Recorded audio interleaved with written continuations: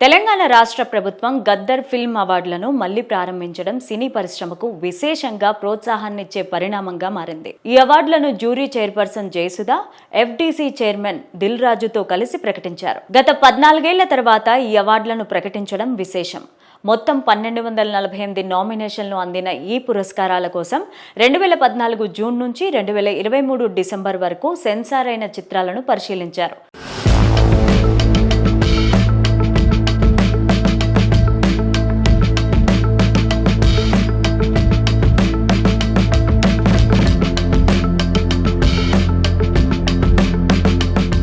ప్రతి ఏడాది ఒక ఉత్తమ చిత్రం ఎంపిక చేసే విధానం ద్వారా సమగ్రంగా సినిమాలను గుర్తించారు.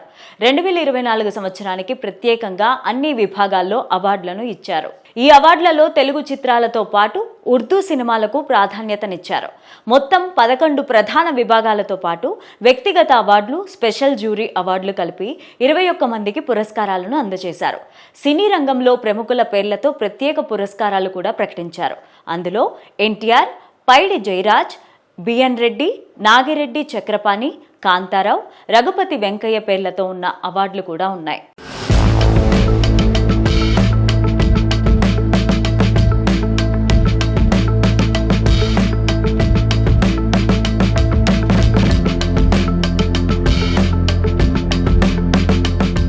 రెండు 2024 ఉత్తమ ఫీచర్ ఫిల్మ్గా కల్కి నిలవగా, రెండో బెస్ట్ ఫిల్మ్గా పొట్టేల్, మూడో ఫిల్మ్గా లక్కీ భాస్కర్ ఎంపికయ్యాయి.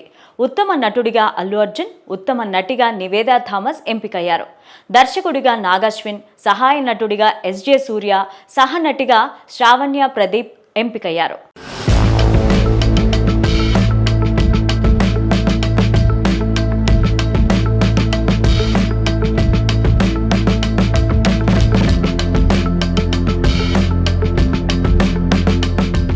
సంగీత విభాగంలో బీమ్స్ ఉత్తమ సంగీత దర్శకుడిగా, నేపథ్య గాయకులుగా సిద్ శ్రీరామ్, శ్రేయా ఘోషల్ ఎంపికయ్యారు.